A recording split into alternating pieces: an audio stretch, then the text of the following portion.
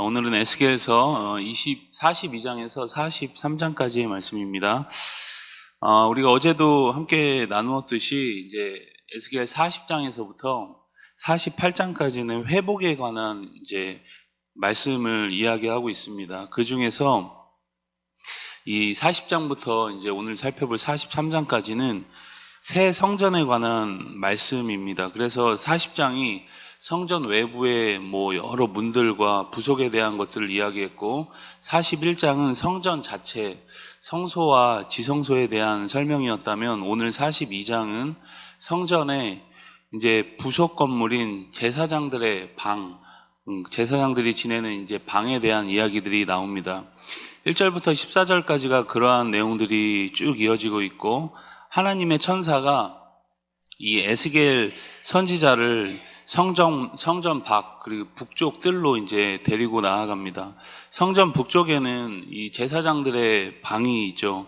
방이 이제 두 개로 되어 있었는데 길이가 이제 100척, 그러니까는 우리로 따지면 거의 52m, 너비가 50척, 그 반이죠. 한 26m 정도 됩니다. 그 크기는 지성소와 이 성소가 있는 성전의 크기와 거의 맞먹습니다. 이러한 거대한 방이 북쪽에만 있는 것이 아니라 이제 남쪽에도 있는 것이죠. 이 제사장들의 방은 3층 구조로 되어 있다고 이렇게 오늘 에스겔 그 성전의 그 환상은 이야기하고 있습니다. 그래서 전체 구조를 다시 정리하면 이렇습니다. 동쪽 문을 통해서 성전 뜰로 들어가면 하나님께 제물 드리는 제단이 있습니다. 그 제단 뒤에 이제 성전이 있고, 그 양옆으로 제사를 집례하는 이 제사장들의 방이 남쪽과 그리고 북쪽에 있습니다. 그 방들을 이제 오늘 말씀 거룩한 방이다 이렇게 이야기하죠. 하나님께 제사 드리는 일 자체가 너무 중요하고 이제 거룩하다 보니까 이 제사를 집전하는 제사장들의 삶과 또 그들이 거하는 그 방조차도 거룩해야만 했습니다. 절대 여러분 성전만이 거룩한 곳은 아니었던 것이죠. 제사장도 거룩해야만 했습니다. 그들이 그래서 거하는 방조차도 거룩한 방이다 이렇게 이야기하는 겁니다. 그런데 여러분, 우리 모두가 이런 거룩한 이 제사장 나라로 우리가 부름받은 것이죠. 그리고 왕 같은 제사장이다, 우리가 그렇게 신약 성경에는 우리를 향해서 왕 같은 제사장이다 그렇게 이야기를 하죠.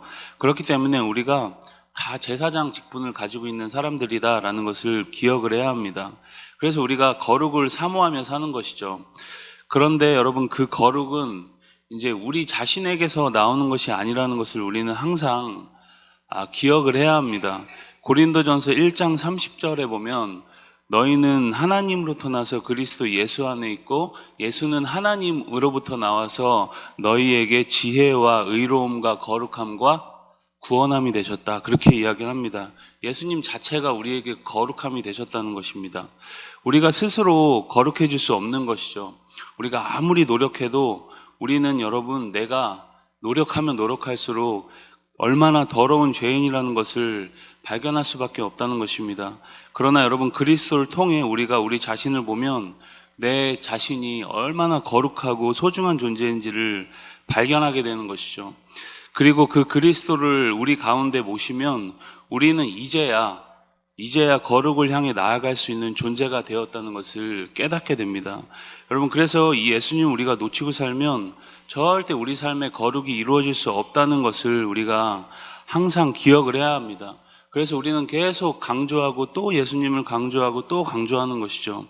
그래서 여러분, 예수님을 가르치지 않는 교회나 예수님 없는 수많은 훈련과 가르침은 아무 소용이 없습니다. 예수님 없이 거룩을 강조하고 더 충성되게 살라는 메시지는 우리 삶을 지치게 하고 숨차게만 할 뿐입니다. 예수님 없는 도덕과 정의는 우리를 부담스럽게 만들거나 아니면 외식하는 존재로 만들 뿐이죠. 여러분, 거룩에 대해 이야기할 때 우리는 항상 이것을 기억을 해야 합니다. 예수님 없이는 우리는 거룩을 이야기할 수 없다는 거. 그래서 여러분, 15절부터 20절까지는 성전 사면을 두르고 있는 이제 담에 대한 이야기가 쭉 이제 이어져서 나옵니다. 우리 43장으로 가시면 43장은 새 성전에 임한 여호와의 영광과 이 번제단에 대한 이야기입니다. 하나님의 천사가 성전 사면의 담을 측량한 후에 이제 동문을 향해 이제 에스겔을 데려가죠. 그곳에서 어떤 일이 벌어지죠? 여러분, 동문은 이제 들어오는 입구입니다. 성전에 들어오는 입구. 그곳에서 이제 어떤 일이 벌어지는가? 우리 2절에서 43장 2절에서 3절을 같이 함께 읽겠습니다. 이스라엘 하나님의 영광이 동쪽에서부터 오는데 하나님의 음성이 많은 물소리 같고 많은 그 영광으로 말미암아 빛나니 그 모양이 내가 본 환상 곧 전에 성읍을 올 때에 보던 환상 같고 그발 강가에서 보던 환상과도 같기로 내가 곧 얼굴을 땅에 대고 엎드렸더니, 지금 뭐라고 이야기하고 있죠? 하나님의 영광이 동쪽에서부터 오는데 그 음성이 많은 물소리와 같다, 이렇게 이야기를 합니다. 그래서 이제 그 예전에 찬양집 중에 이제 많은 물소리라는 찬양집도 있었는데, 하나님의 그 장중함과 굉장히 영광스러운 그 모습을 상상하게 한 어떤 시청각적인 이야기죠. 그 환상을 보고 그들은 땅에 얼굴을 대고 엎드립니다. 그 하나님의 영광 앞에 이제 완전히 압도되는 모습을 볼 수 있는 것이죠. 그 영광이 동문을 통해 이제 성전으로 들어갔다, 그렇게 표현을 합니다. 그리고 그 성전 안에 그 영광이 이제 가득했다고 표현하고 있는 것이죠. 여러분, 에스겔은 하나님의 영광이 임한 새 성전에서 들려지는 메시지를 전합니다. 그 메시지가 이제 6절부터 12절까지 이어지는 것이죠. 13절부터 27절까지는 번제단의 규격과 그리고 봉헌에 대한 말씀을 볼 수 있습니다. 비교적 자세하게 설명하고 있죠. 거룩하지 않은 백성들이 거룩하신 하나님의 임재와 통치 가운데 있기 위해서는 항상 회개와 그에 따른 그 용서가 필요하다는 그런 메시지입니다. 그 일을 위한 공간이 바로 이제 번제단이었던 것이죠. 여러분, 거룩한 하나님께 나아갈 때 만나는 첫 번째 단계가 바로 이 번제단이었다는 것을 우리는 항상 기억을 해야 합니다. 이곳에서 어떤 일이 벌어지죠?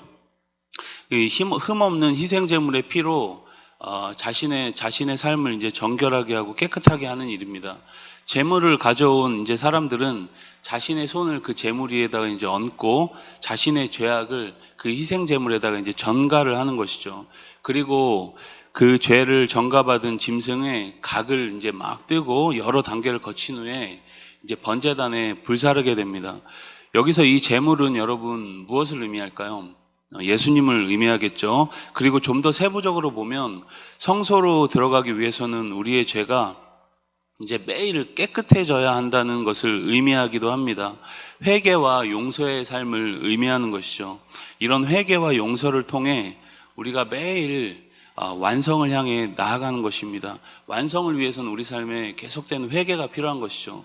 여러분, 그래서 구원파가 전하는 교리처럼 한번 회개하면 끝이다, 이런 교리는 이제 완전 잘못된 교리인 것이죠. 우리가 예수님을 믿음에도 불구하고 여전히 완성된 존재가 아니기 때문에 매일 회개하며 완성을 향해 나아가는 것입니다. 그 완성을 위해서는 회개라는 것이 우리 가운데 항상 필요한 것이죠. 구원받았음에도 여전히 우리 가운데 있는 연약함과 한계를 인정하고 이제 그 부족한 것들을 주님 앞에 매일 내어놓는 것을 우리는 회개라고 합니다. 여러분, 그런 회개를 통해서 우리가 점점 그리스도의 형상으로 이제 회복되어 가는 것입니다. 우리가 오늘도 다 되었다, 나는 구원받았으니까 끝이다, 여러분 이렇게 자만하는 것이 아니라 내가 여전히도 부족한 죄인임을 항상 기억하고 오늘도 겸손하게 주님과 동행하는 복된 날 다 될 수 있길 주의 이름으로 축복합니다. 우리 에스겔서 42장에서 43장의 말씀을 경청합니다. 주의 말씀은 내 발의 등이요 내 길의 빛이니이다.